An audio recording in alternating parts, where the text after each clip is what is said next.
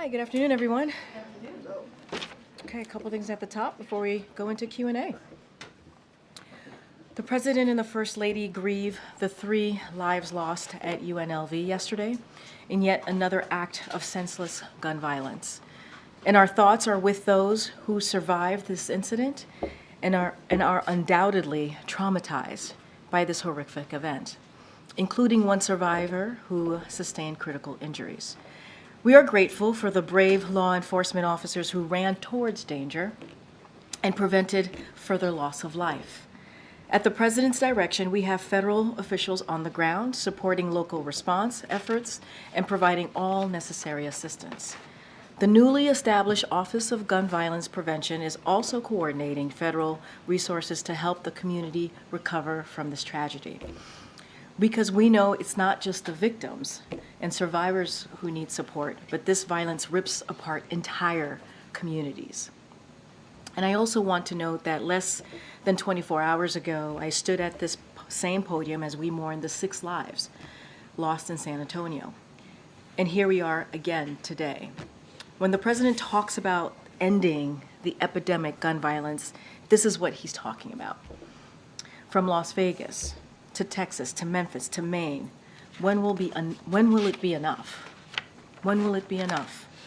We are in crisis and we cannot continue to live like this. As the President said, Republican lawmakers must join Democrats in Congress to advance common sense measures to protect Americans from gun violence. Literally every day we wait becomes another day too late. Today, as you all know, we made an announcement on new actions to promote competition in healthcare and support lowering prescription drug costs for American families. That includes a historic proposal to promote access to life-saving drugs at a price that Americans can afford. Taxpayers have spent hundreds of billions of dollars on research relevant to developing new prescription drugs, and more often than not, those drugs aren't available to families at an affordable price. President Biden thinks that is wrong, and we're working to fix that. Today, the administration is announcing a proposal to put drug companies on notice if they are not making their product available to the public on unreasonable terms, including affordable price. This action would promote the federal government's ability to license a patent, such as those used to create life-saving drugs, to a competitor with the goal of increasing competition and bring costs down for families.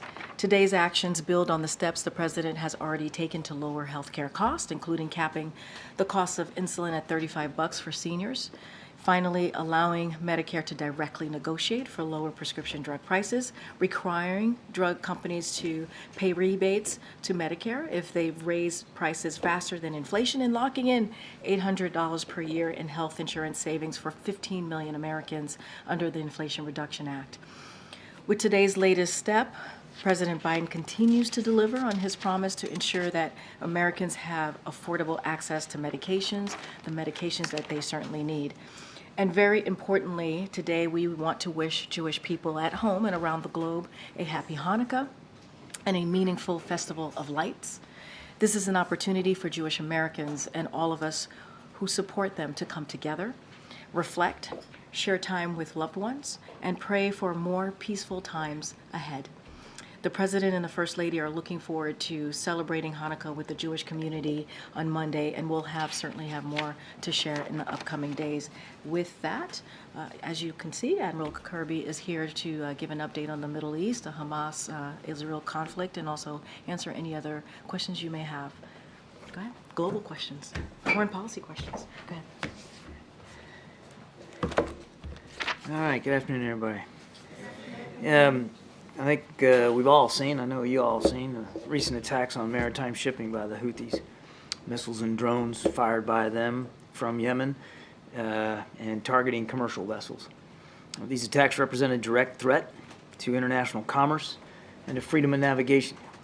They've jeopardized the lives of merchant sailors that represent multiple countries all around the world. And while they are launched by the Houthis, we certainly have every reason to believe that they're being enabled by Iran. As the National Security Advisor said just the other day, the Houthis are pulling the trigger, Iran is providing the guns.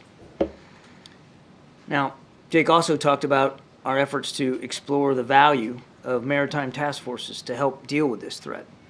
And so today, I can tell you that the Departments of State and Defense are leading a coordinated effort to strengthen and expand the 39-member Combined Maritime Forces. That's a multinational maritime partnership which exists to counter illicit non-state actors in international waters. Everything from just basic maritime security to anti-piracy and trafficking. Our focus at this time is ensuring that there are sufficient military assets in place to deter these Houthi threats to maritime trade in the Red Sea and in the surrounding waters, to the global economy writ large. We're also encouraging other like-minded nations to join this coalition, and we've actually heard some interest from several key partners that are interested in coming aboard. Additionally, the Treasury Department announced today sanctions on 13 individuals and entities responsible for providing funds to the Houthis in Yemen. These sanctions will further cut off those who facilitate Houthi attacks, and they'll follow a number of sanctions on the Houthis and the IRGC, the Revolutionary Guard Corps in Iran, that Treasury has already rolled out since the 7th of October. And of course, we are leading an international coordinated effort to condemn these Houthi attacks and their threat to global commerce, including what you, I think, saw in the G7 leaders statement that we talked about yesterday, and through targeted efforts through the UN Security Council. This is an international problem, and it demands an international solution, and that is exactly the approach that the United States is going to take to it. Now, lastly, just want to make one thing clear, that the commanding officers of our ships, our Navy ships at sea, have and will execute their inherent right of self-defense. And we don't have any conclusive information right now that suggests that U.S. Navy ships have been specifically targeted by the Houthis. But, as we have in the past, so will we in the future take these missiles and drones down if we perceive a threat to our ships, our sailors, the ships and sailors of our partners, and of course, merchant traffic in and around the region. With that, let me take some questions. John, you talk about military assets in the region. Is the United States going to send more there, or what all is needed there? Well, we've already bolstered the presence in the region, particularly on the maritime side. Now, you have 2 aircraft carrier strike groups that are operating, one in the Eastern Med, of course, and then one right now in the Arabian Gulf. But as you probably know, a carrier strike group doesn't sail like it did in World War II. They're fairly disaggregated. Some ships and aircraft, obviously the air wing stays with the carrier, but other escort ships, some of the destroyers, they split off. And so, for instance, the ships that have been responding to these distress calls in the Red Sea, they belong to the Eisenhower strike group, even though the Eisenhower itself is in the Arabian Gulf. So I don't have any additional force posture to speak to, no announcements coming, but I do think it's important to point back to what the president has already done. And it's not just at sea. He's added additional fixed-wing aircraft to the region and air and missile defense capabilities. We're always going to keep our options open, certainly not going to take anything off the table in terms of additional posture changes if it's required. And secondly, Putin was in Saudi Arabia this week, as we all know. The president of Iran is in Moscow for talks. Help us interpret this. What do you see going on here? With the huge caveat that I can't get between the ears of leaders in Iran and Russia, and nor would I try. What we have seen, Steve, in recent months, many months, is this growing, burgeoning defense partnership between Iran and Russia. Now, the obvious proof of that are the drones that Iran continues to provide Russia. And heck, they've helped Russia now create a manufacturing facility on Russian soil so they can build their own Iranian model drones, which are continuing to attack the people of Ukraine and Ukrainian infrastructure. That said, and we've talked about this many times before, Iran probably wants something out of this too. And we have reason to believe that they want their hands on some sophisticated Russian military capabilities, attack helicopters, maybe fixed-wing aircraft, missiles, cruise and or ballistic. Now, I can't sit here and tell you that we've seen actual evidence of the movement of those kinds of defense articles, but there's clearly a growing relationship in the defense realm between these two countries. And as I've also said, it's not only not good for the people of Ukraine, it's really not good for the people of the Middle East. And Iran, which can get its hands on additional military capability, some sophisticated capability, only makes their destabilizing activity all the more worrisome. Thank you, Admiral. It's now been about a week since the pause in fighting ended. Where are talks right now with regional partners to get another temporary pause? And what are the conditions that we know of right now of hostages that are remaining and that other American woman? Talks are still ongoing. Discussions are happening literally every day. Our team is in touch with our partners on this. I wish I had specific progress to speak to. I don't. Obviously, we're not close to inking another deal on a humanitarian pause, and nor do I have any news to break here today about the return of hostages, either ours or those of many other countries that are being held hostage. We're still trying to get as much information as we can about the hostages that are being held. We have some information, as I said before, on some of the hostages because their families are talking to us, and that's been a terrific source of information and context. We have less information on others, but not for lack of trying. And after the failed vote in the Senate yesterday to advance the supplemental funding, what are the plans from the president to get this back on track? Any calls made to the Hill? Any plans to work the phones today? I don't have any calls to read out. I don't know if Karine does. I can speak. Yeah, go ahead. I mean, we've been very, very clear about the supplemental and how important it is. As you've seen, the OMB director has been pretty out there on the different networks making the case. And one of the things that she has said is that it's stunning. It's stunning that we've gotten to this point, right? It's stunning that we have gotten to this point, and that Republicans in Congress willing to give Putin a gift, the greatest gift that Putin could hope for. That's what we're seeing. And so they are playing chicken with our national security. That's what we're seeing here. And history will remember them harshly. And so as it relates to outreach, we've been very clear that we have had those discussions with them on a regular basis, and that but the path forward is very clear. The path forward is that they need to get this done. And this is something that the president was very loud about and very clear about yesterday when he spoke to the American people in front of many of you and many of your colleagues. He made his message really clear, right? That we need to get this done. Congress needs to get moving forward very quickly because we're running out of time. Now, our Office of Legislative Affairs, OMB, and SC are in close touch with lawmakers, as they have been for some time, with both parties, and about the need of this critical national security. Let's not forget, when we talk about a supplemental, we're talking about the urgency, right? It is an emergency. That's why we ask for it. That's why we ask for the extra funding for national security. And so it's time for Congress to get this done. We have to continue to make sure that the brave people of Ukraine have what they need as they are fighting for their democracy. And so I know the Admiral could speak a lot more about that as he has in the past 2 years, but that is our focus here, and we're going to continue to be very, very clear, talking to certainly both sides about the importance of this national security request. Over to you. You pick the next one. Right? Oh, I thought you were going to add to it because I was. Okay. No, I can't. I could not possibly add to that. It was very, very. I was waiting for you. No, it was a very comprehensive answer. It was good. On a quick housekeeping matter, do you have the readouts ready of the president's calls with King Abdullah and Prime Minister Netanyahu? You'll see him soon. Okay. You'll see him soon. Was there any significance to those calls happening today? Part of the regular outreach by the president to regional leaders as events continue to unfold between Israel and Hamas. As I said yesterday, you can expect them to be talking to Prime Minister Netanyahu soon, and of course he did. And now, has the U.S. independently confirmed claims from the Israeli military today that Hamas rockets have been fired at Israel from humanitarian zones? I have not been able to confirm that. Thank you, Karine. John, when the administration relieved sanctions on Venezuela's oil sector in October, it was on the condition that Nicolas Maduro begin releasing Americans being held hostage there by November 30th, which is obviously passed. No Americans were released. It's December 7th. Nowhere near political prisoners? Wrongfully detained Americans in Venezuela. What's the status of that sanctions relief, and what are the consequences for him missing that deadline?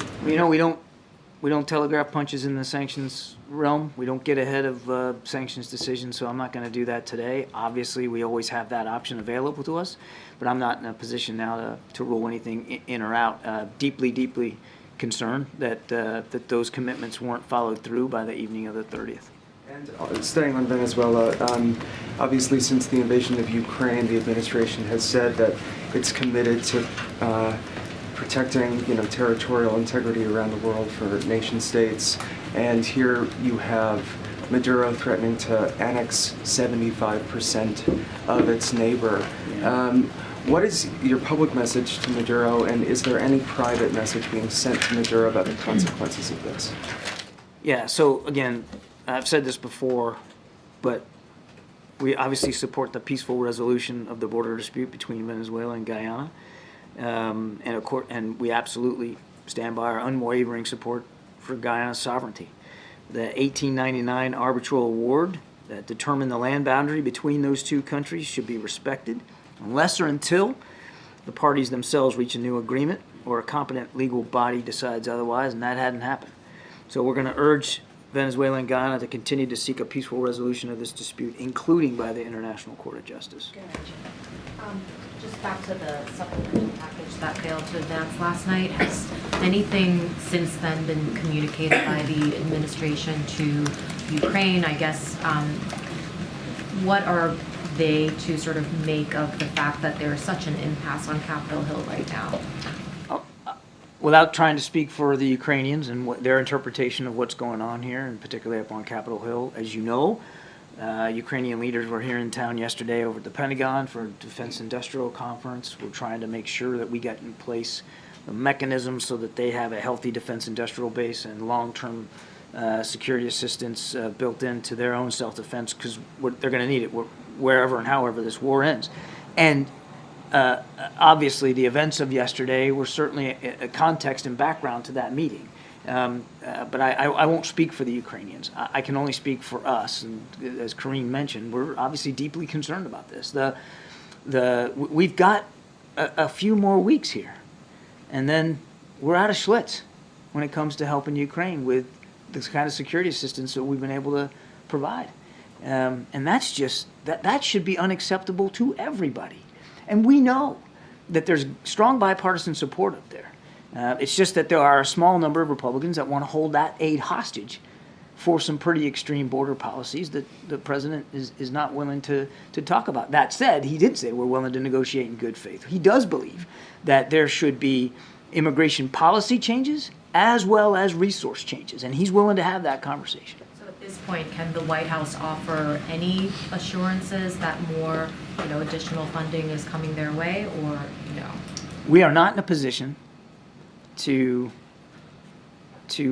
make that promise to Ukraine, given where things are on the Hill. Karine, John, there is a report that some of the hostages who were being held by Hamas had been sexually assaulted. The AP is quoting a doctor who treated some of the hostages that were released, and he says that at least 10 of them, men and women, were sexually assaulted while they were in captivity. What do you know about this? Do you have any indication, any evidence that the hostages have been sexually assaulted? I got sort of a version of this yesterday. I can't confirm these individual reports and stories. They're horrific. Sadly, because of who we're dealing with, we certainly aren't in a position to disabuse these reports. And the truth is they're believable just on the face of it because of who these guys are and what they believe. And because we have heard other accounts from other survivors that have come back and other hostages. And as the president said, I think very eloquently the other day, I mean, it's inhuman what Hamas has proven capable of.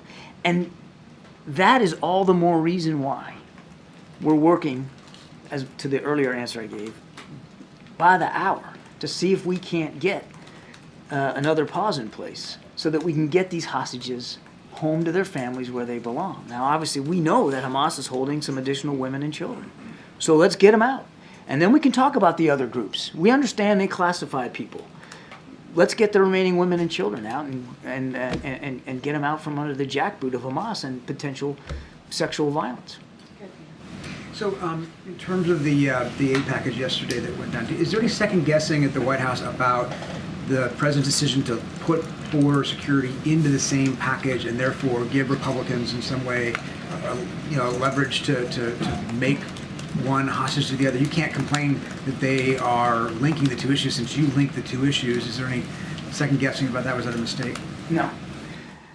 All 4 buckets of the supplemental, Peter, were of an urgent nature. Ukraine, Israel, we've talked about.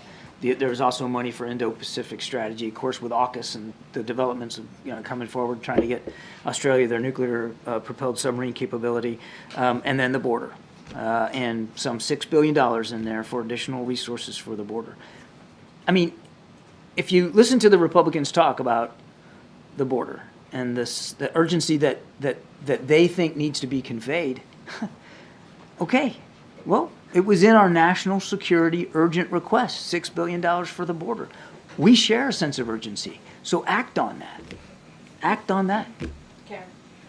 Thank you. Kirby, Congressman Michael McCall, the chair of the House Foreign Affairs Committee, told Politico that PEPFAR reauthorizations negotiations are deadlocked. What is the White House sense of where that stands right now, and what's the administration doing to push that process along? And if it's not reauthorized, what are the consequences of that? Can the funding continue? This is a program that over 20 years has literally saved something like 25 million lives. Again, there's, without speaking to the negotiations on the Hill, and this is something that should be as nonpartisan as it can be. I mean, you're talking about millions and millions of lives at stake here. So we urged them to find a way forward here to reauthorize this funding. Is this something that we would see the president engage with lawmakers on, given what a priority this seems to be for the administration? It is absolutely a priority for the president. I won't get ahead of his schedule or his phone calls, but I can tell you he's watching this very, very closely because he knows personally what a lifesaver this program has been. Thanks, Kirby. One follow-up on Venezuela. I know you said you wouldn't telegraph on sanctions, but can you give us a sense of a timeline of when the administration will make a decision on sanctions rollback? That sounds a lot like telegraphing. No. On one more on the, I want to ask you about the grounding of the Osprey fleet.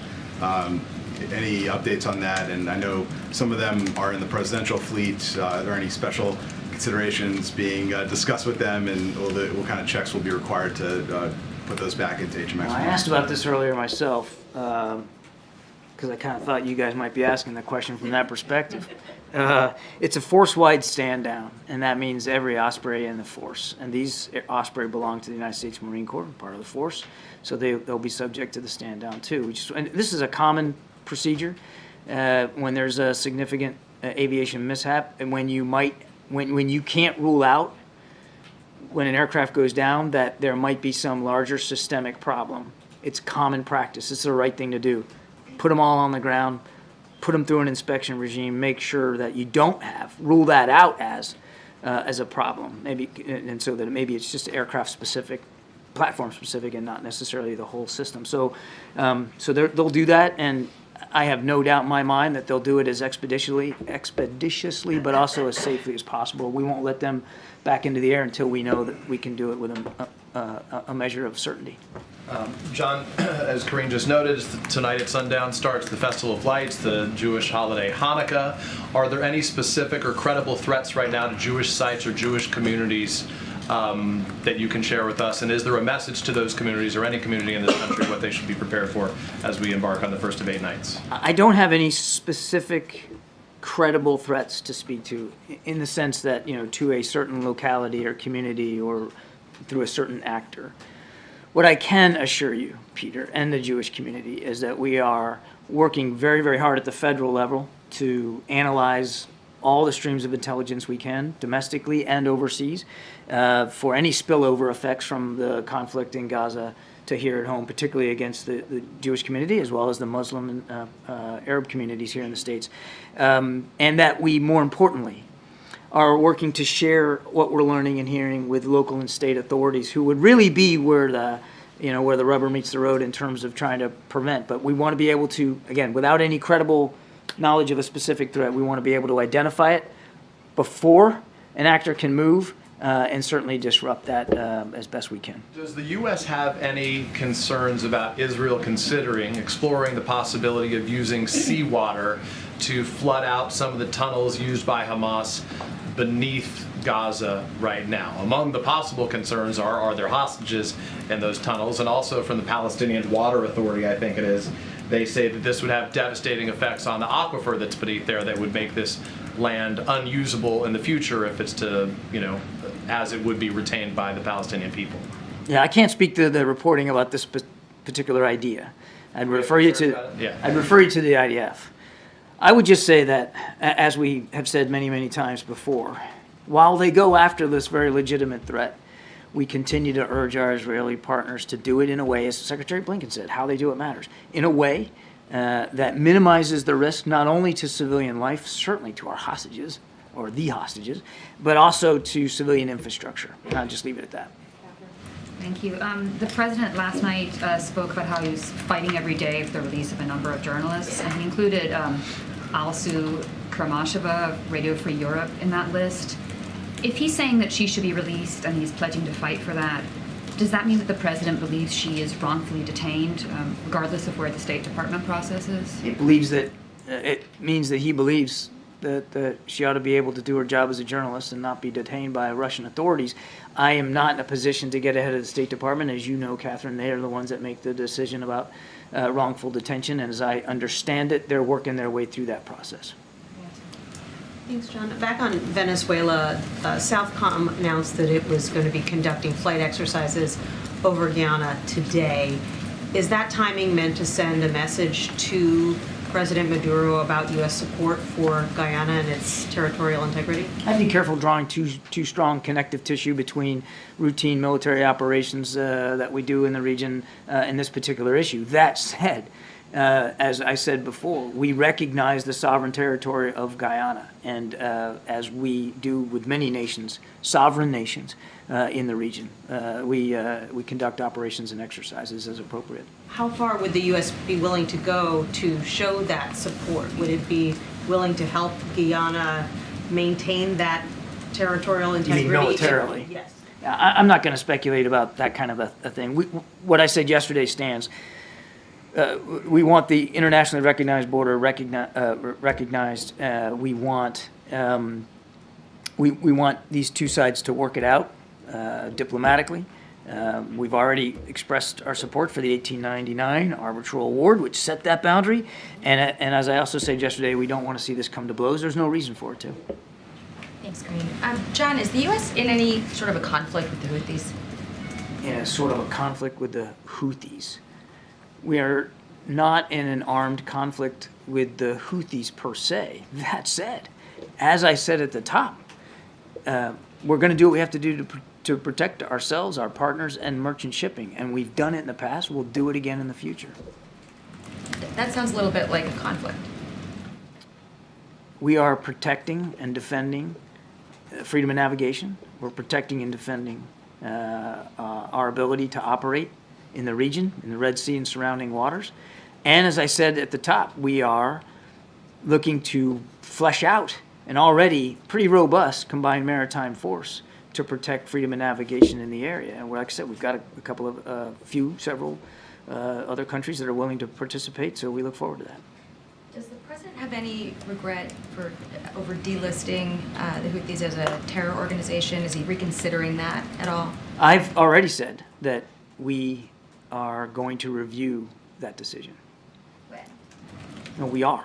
I said it a couple of weeks ago that we're going to take a look at that decision, and we still are. On the results? I don't have a date certain for you or any outcome to brief Jackie, but we said we're already going to take a look and review that decision. And then on the supplemental, the House Speaker said yesterday that the failed vote in the Senate is proof that Senate Democrats don't have support for their partisan position. What is the White House response to that? The president believes, I'll let Senate Democrats speak for themselves. The president believes, and he said this to you yesterday, that the immigration proposal, that's gone nowhere up on Capitol Hill. He also believes that border security needs to be enhanced. So it's for the president, it's both a policy issue, immigration reform writ large, and a security issue. The gap seems to be between what the president is offering, which we don't have many details on, and what Senate Democrats have been willing to put into a package. Because we haven't gotten a lot of the details on what that negotiation offers. Can you characterize any distance between, you know, what the president is willing to do and what Senate Democrats may not be willing to embrace? And moreover, should Congress stay in session until this is finished? Certainly, I'm not going to negotiate this thing in public. There's probably a reason why you don't have perfect visibility into what everybody's saying behind closed doors, and I think that's appropriate. We're not going to start negotiating in public, and I'll let Leader Schumer talk about and Leader McConnell talk about what they want to do in terms of the session. We're working very, very close with Senate Democrats on trying to move this forward. And you heard the president say himself, he's willing to negotiate in good faith with the Republican side as well. But they've got to be willing as well. This is about compromise. And in a compromise, nobody gets everything that they want. The president understands that from a long career in the Senate, and he's willing to have that as a starting point of the conversation, with an understanding that compromise means nobody gets everything they want. But that's not what we're hearing from the House side, the Republican side in the House. It's kind of a take no prisoners approach, all or nothing, what we want and nothing but what we want. And that's just not negotiating in good faith. Thank you, Karine. John, on Ukraine funding, some of the experts that I've spoken to say that one of the consequences of the funding not being advanced may be that Ukraine might need to think more seriously about ending this conflict diplomatically. Now, I know you've said many times that it's up to President Zelensky and the Ukrainian people when to start negotiating, but at this point in the conflict, and considering waning public support both in the U.S. and in Europe, can you just talk about some of the thinking behind the calculus of a ceasefire versus a dragged-out impasse? Yeah, Patsy, you'll be wholly unsatisfied by this answer. President Zelensky gets to determine how and when this war ends and under what conditions he's willing to negotiate with Mr. Putin. If you're sitting in his seat right now and his troops, you're looking out across that front and you see a lot of Russians. You see a lot of Russians that are getting increased in size because Mr. Putin continues to recruit additional manpower and throw them into the fight. If you're looking across that battlefront, you're seeing a Russian armed forces that they're willing to go on the offensive. They're probably not just going to sit in defensive positions all winter long. And so you want to be ready to take that on, and you want to be able to not only defend yourself, but go on the offense. He gets to determine what that looks like. What we want to do since the beginning of this conflict is make sure he has the tools to do that. And those tools are about to run out. And just one more, John. Two more, actually, if I may. As we are in year-end season. That's not up to me. As we are in year-ender season, can you talk about foreign policy goals, focus, challenges, looking ahead to 2024 as the U.S. deals with strategic competition with China, the war in Ukraine, and now this war in Gaza threatening to widen throughout the Middle East? Well, without getting ahead of the president, wouldn't do that. But I think he would tell you that we have accomplished an awful lot on the world stage, and American leadership has been clearly demonstrated in so many ways across so many regions.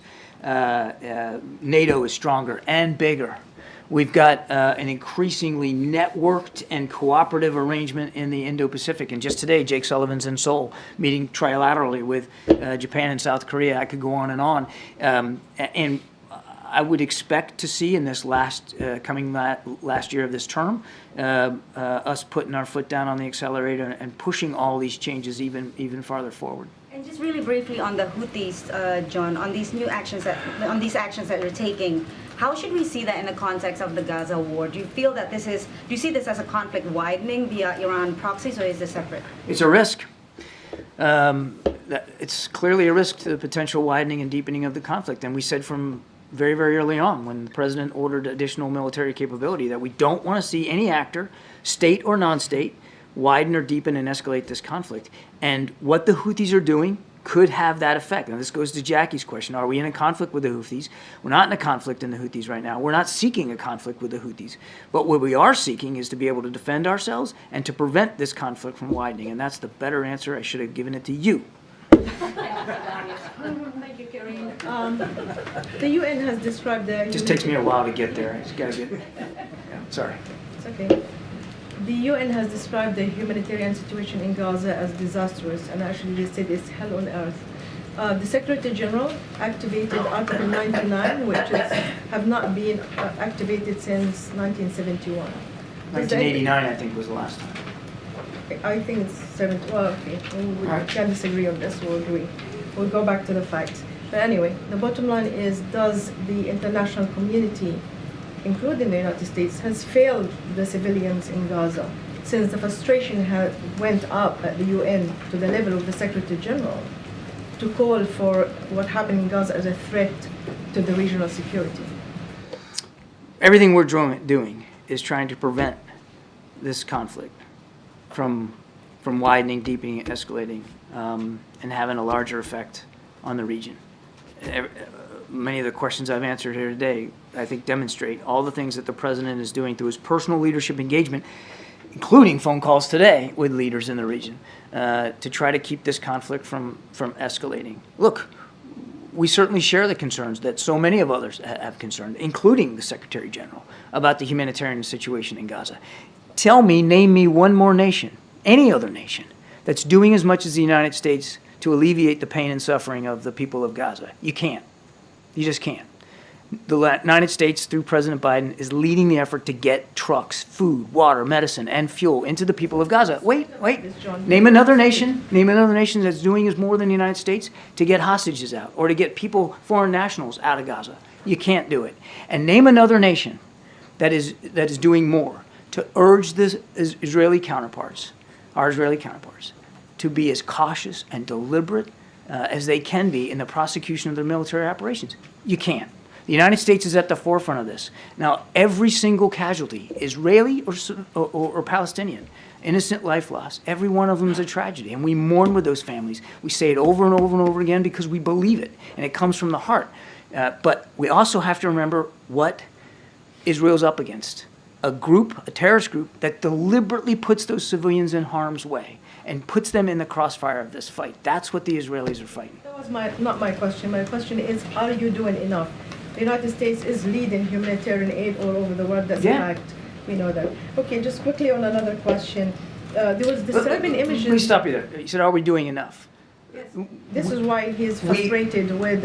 even through our leadership, we believe there's more that can be done. And we're going to continue to do more. And we're going to continue to lead. And we're going to continue to urge other regional partners to step up their efforts too. It can't just be the United States. And look, we are getting help. I don't want to dismiss that. Egypt, Qatar, Jordan, and of course our Israeli friends. They've all been contributing and participating in trying to get this aid in and hostages out. I want to give due credit where it is. But we can all be doing more, and the president is committed to doing that. Just very quickly, there's disturbing images from Gaza, in northern Gaza, of people being arrested by the Israeli army, blindfolded, stripped naked. Some of them are journalists that we identified, and some are civilians. The Israelis saying they're Hamas fighters, regardless who they are.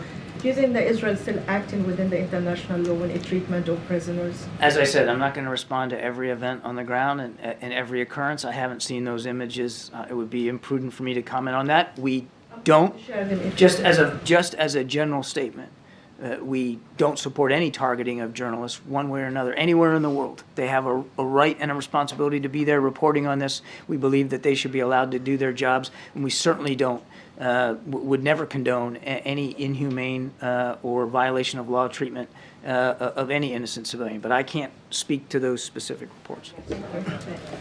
Thanks, Karine. Thank you, Admiral. Reuters, AFP, Human Rights Watch and Amnesty have all released separate reports today on a strike in South Lebanon in October, which killed one Reuters journalist and injured 6 people, including 2 AFP journalists.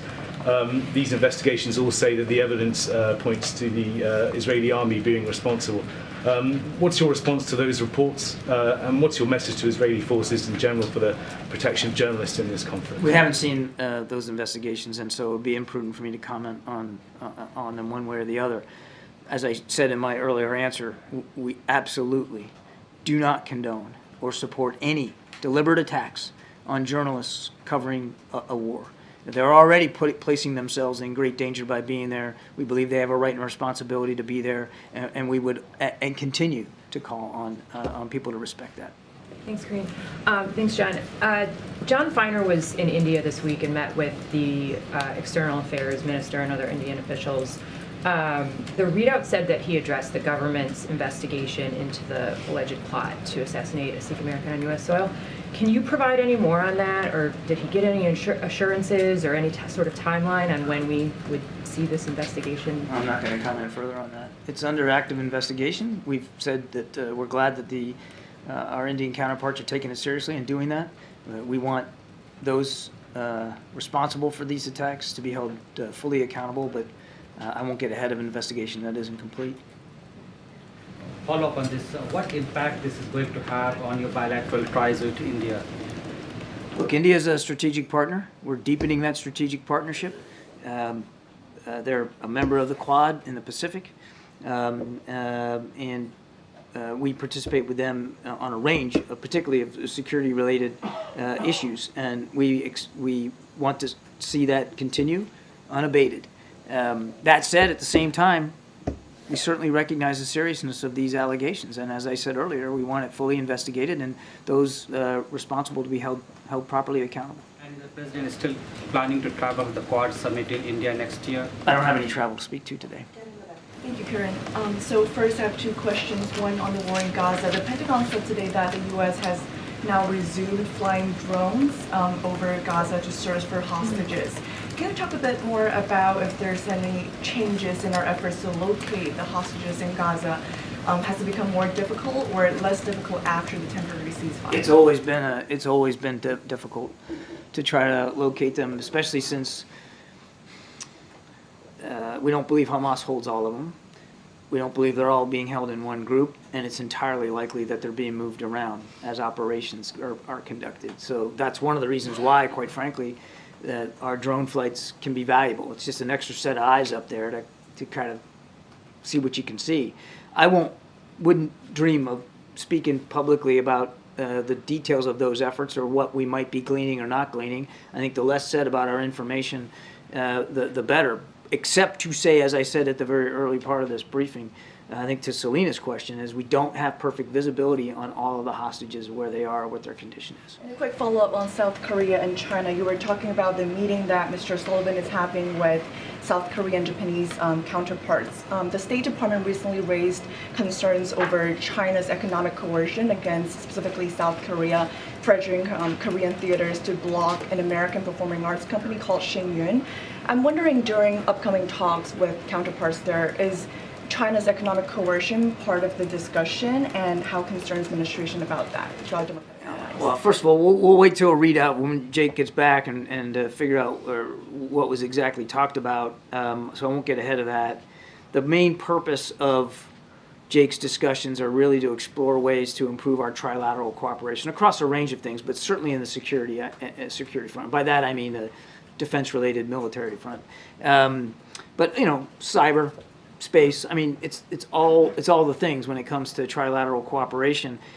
I don't know of too many conversations that we've had with our Korean and Japanese counterparts where, in some form or fashion, China's economic bullying practices don't come up. So it wouldn't surprise me, but let's not get ahead of the meeting yet. Thank you very much. I have a question about this new partnership with Mexico. Secretary Yellen in Mexico just announced a new partnership with Mexico to help improve screening of foreign direct investments. I'm wondering if this is about restricting Chinese investments in Mexico, and why is this important for U.S. national security? Well, first I'd refer you to the Department of Treasury for more detail, but just as a broad statement, we don't ask countries to choose between the United States and China when it comes to economic opportunities or investment. Sovereign nations get to decide for themselves.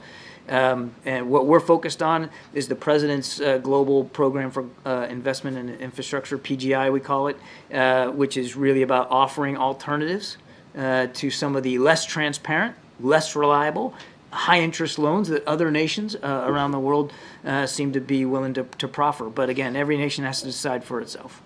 Thanks. Thank you so much. All right.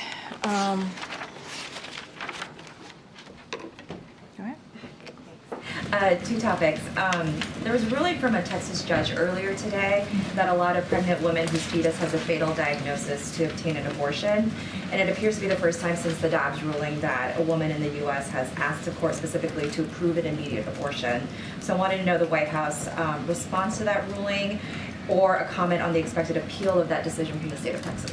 Yeah, so saw that ruling. Let me just first say that no woman should have to go to a court to get the health care that she needs. That should not be the case. No woman should have to do that. So let me just start off by saying that.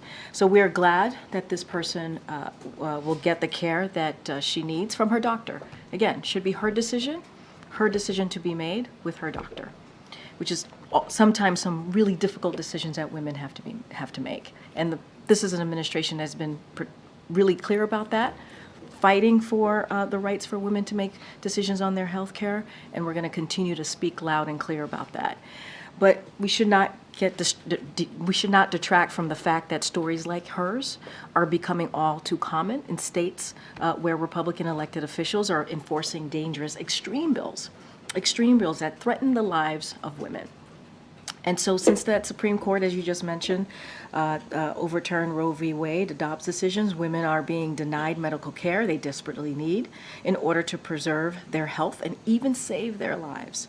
They've been turned away at emergency rooms, forced to delay care at grave risk to their own health, left with complications that threaten their ability to bear children in the future, and made to travel hundreds of miles for medical care that they need.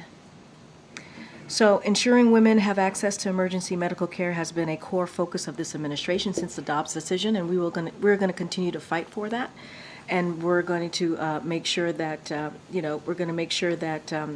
providing care and giving guidance to doctors and hospitals about emergency care that is required under federal law, that we make sure that we provide that information as well. But this is an administration that's spoken loud and clear since day one. Since day one, you heard from the president, you've heard from the vice president, you've heard from me and others that we are going to continue to fight for women to get the care that they need to make these decisions on their own, these personal decisions that they should be making with medical doctors. And on immigration, if I may, I wanted the White House to address the concern or the criticism from Republicans who said that President Biden has, in their view, used his parole authority too broadly. So obviously the president has used his parole powers in the administration to grant protections to, for example, Afghans after the withdrawal and Ukrainians after the war began. But Republicans are saying that this has to be done on a case-by-case basis. So I wanted to know the White House position on those criticisms from Republicans that he's essentially abused that parole authority. And we disagree, obviously. The president has used those authorities in the way that we think it's appropriate, right? You just named two ways that we use it in emergency way, right? In a way that was a way that a world leader would make sure that the parolee program is used in situations where people are coming from dire situations, right? Dire scenarios. And so we disagree, strongly disagree. Look, Republicans talk about immigration reform. They talk about border security. The president, on day one, the president put forth an immigration policy, right? He put forth a comprehensive immigration legislation to start that conversation, essentially to start negotiating on day one. It's been 3 years. And they have not been moving forward in good faith. They have not been trying to get to a solution in good faith. The system is broken. We want to find real solutions. The president said yesterday he's willing to have a serious conversation about this. But where's the good faith? Somebody was asking about Speaker Johnson, right, and how his demands for HR 2. And let's not forget, HR 2 is what Speaker Johnson and the House Republicans want to move forward with, right? And let's not forget what's in HR 2, right? HR 2 forced the deportation of unoccupied children seeking refuge. It mandates detention of all families. That's the extreme. That's what we're seeing from HR 2. That's not moving forward in good faith. Okay. So what would Republicans have to do to show that they are willing to operate in good faith on this subject in order for the White House to engage in negotiations? So look, they should have a conversation with Democrats. Democrats have said that they want to compromise. Have that conversation, right? Just make that discussion, have that discussion, negotiate in good faith with our Democratic leaders in Congress.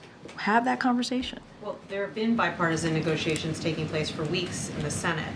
Are you saying that that's the proper venue for this discussion, not discussions between Senate Republicans and directly with the White House? The negotiations has been happening and should be happening with Republicans and Democrats in Congress. That's what should be happening. And we want to continue for them to have those conversations. But they're not moving forward in good faith. They're just not. And, when you have a speaker demanding to push forth H.R. 2, which is extreme, it is extreme. That is not moving in good faith. And so that's what we're seeing. And let's not forget, House Republicans voted to cut 2,000 border agents. They are blocking the president's efforts to secure the border and enforce the laws. Those are the things that they're doing. So where's the good faith?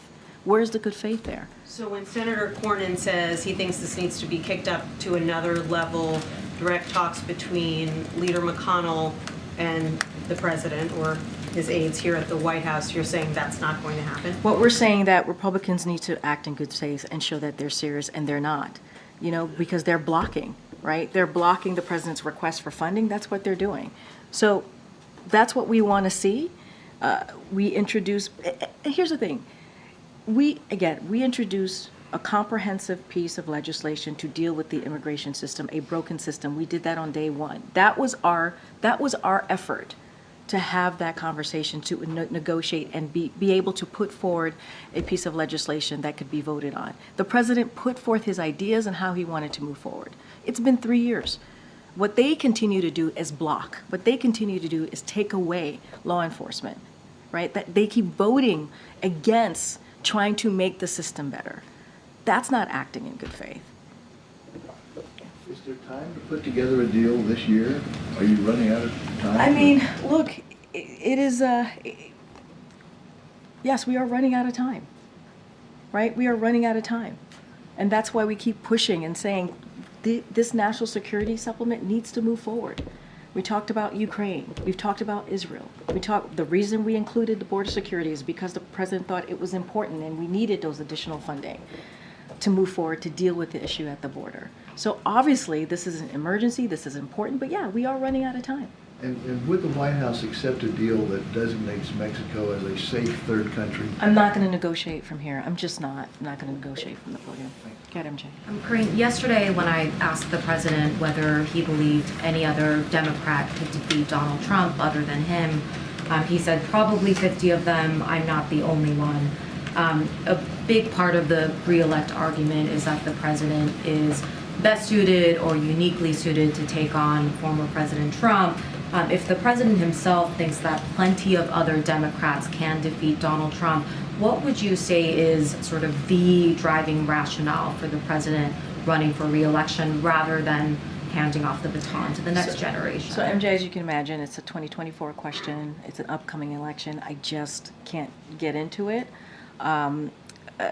Look, our focus is going to continue to do what we've been doing the last 2 years, almost 3 years, right? Which is making sure we deliver our promise that we've made to the American people, is to make sure that we have an economy that works for all, that works for the middle class. And we have had some historic progress here, right? When you think about the 14 million jobs that have been created, when you think about, step even further back, when you think about what the president walked into, an economy that was in the tailspin, and getting that back on its feet. So the president wants to continue to do that, continue to lower costs for Americans, continue to make sure that this economy is working for all. There's our democracy. He wants to continue that we're making sure we're fighting for our democracy. Remember, the president initially said something I can talk about in 2019 and in 2020 when he was running for the presidency. He believed that our democratic values was at stake, and he wanted to fight for that, because the soul of our nation was worth fighting for. And Americans believe that. Majority of Americans showed that they believe that in 2022. So those are the things that he wants to continue to do in the next year, right? but I can't speak to any specifics of horse races or who's. I just can't speak to anything like that as it relates to 2024. Could you say anything more broadly about the idea of the president being a bridge to the next generation, just given that that's something he has that's something he talked said, right? He has said himself during the 2020 election, right? That is something he has said. So the president believes that, but I'm just not going to speak specifically about any other potential candidates or that could be the current, the potential Republican nominee. I just cannot speak to that at this time. Does the president have any plans to address the shooting that took place in Las Vegas when he travels there tomorrow? Yes, you could expect the president will address the shooting, the awful shooting that we saw at UNLV. Does that mean going to the site or visiting with survivors, or just at other remarks that will be public? I don't have any update to his schedule, but he will for sure, while he is in Las Vegas tomorrow, address the horrific shooting that happened at UNLV. Okay, let me ask you if I can. The Biden administration delayed again banning menthol cigarettes. Some public health officials, as you know, blamed them for taking the lives of hundreds of thousands of Americans. The president had committed to doing that before the end of December. I believe, in the words of the American Heart Association's National Senior Vice President of Federal Advocacy, if not now, when? So I have to be careful. There's a rulemaking process that's currently occurring right now, and so as it's still going on, I cannot comment to this. I would have to refer you on the specifics of this to FDA. You can't comment on I the can't. president's commitment to do it by the end of December, not meeting it? There's a rulemaking process, and I just can't speak to it. That's just how it goes here when there's a rulemaking process. Easy.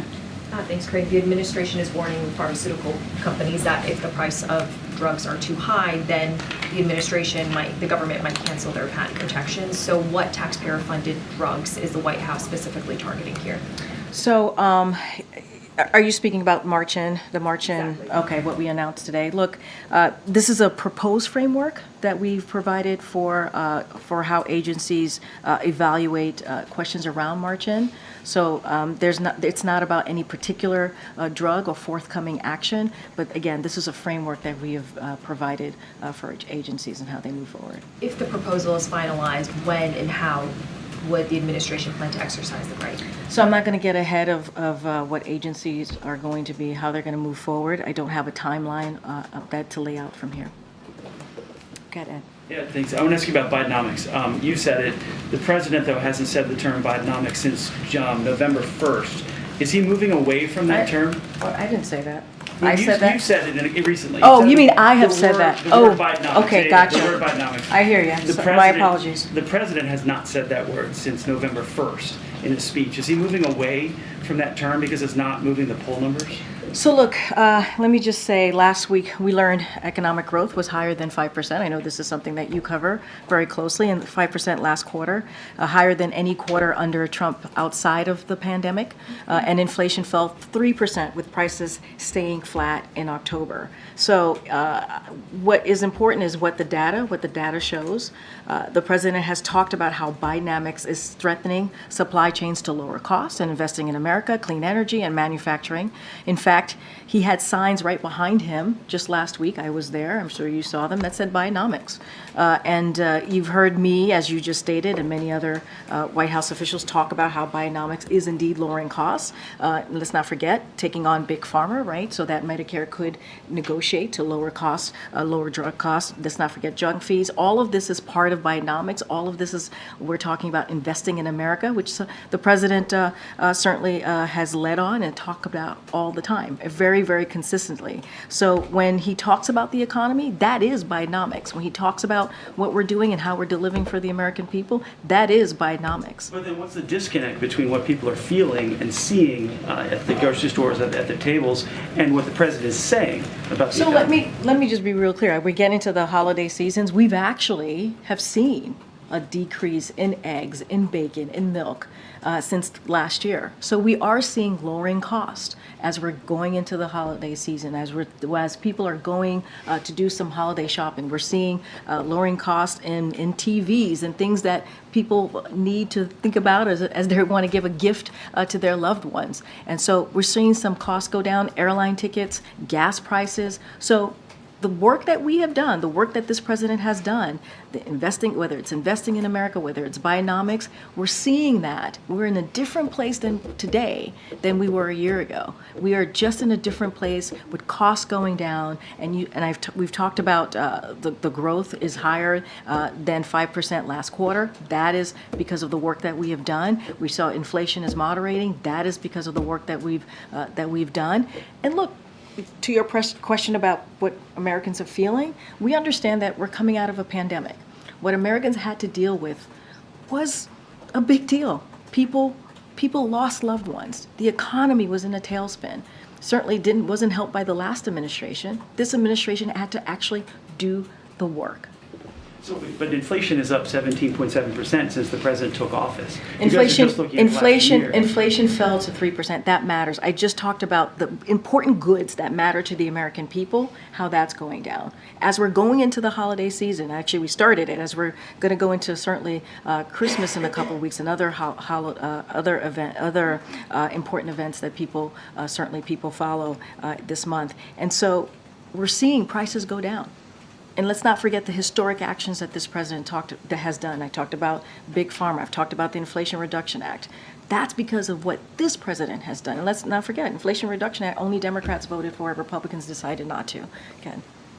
Yep. Thank you, Karine. Are you surprised that I'm calling? Just one question. Does Sure. the Department of Education have any guidelines to ensure that schools receiving federal funding have reasonable protections for students from threats of violence, harassment, intimidation as part of their code of conduct? So reasonable protections in order to get the federal funding. So I would have to go back or refer you to the Department of Education. That's such a specific question, so I just would have to go to the Department of Education because I don't know which programs you're specifically talking about or how that works, so I just need to. Related to the university president's testimony and how, the university presidents were saying that their codes of conduct may not designate any of the language, the infantata language, as against their rules unless it turned into.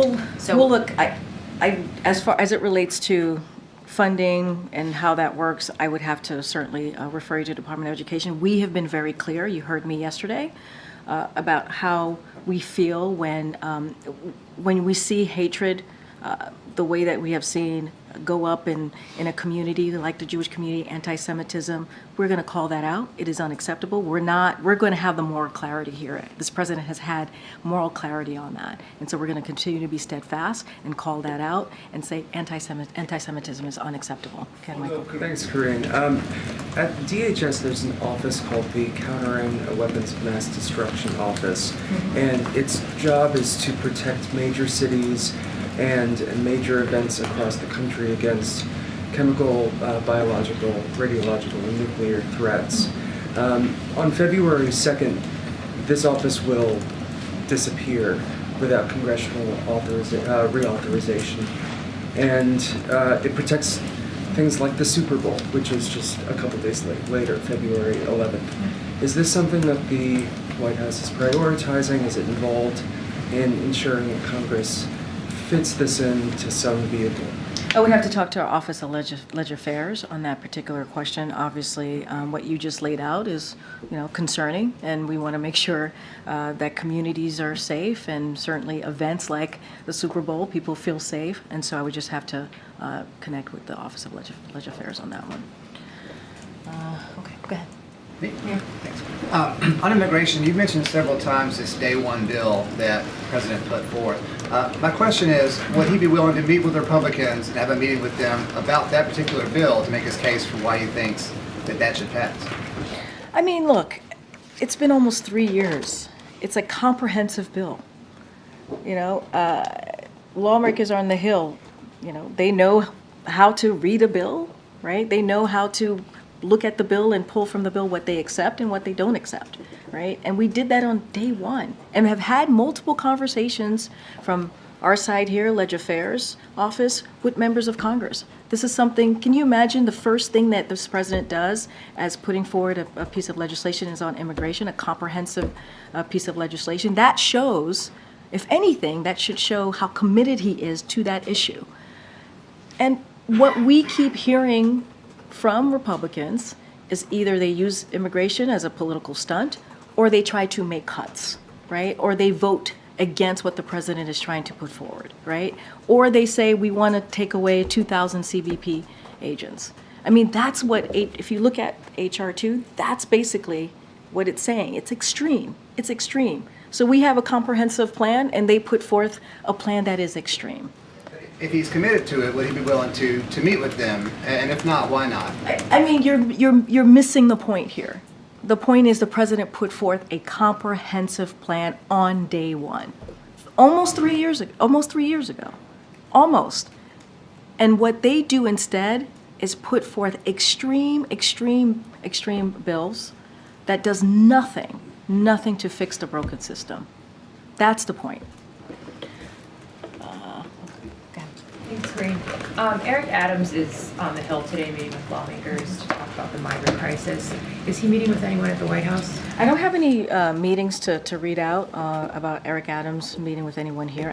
I would have to check in. I don't have anything for you Has there here. been any sort of progress or dialogue with mayors as they try and accommodate the influx of migrants and prepare for I mean, look, we have been committed, have certainly put forth resources for mayors to deal with the influx of migrants.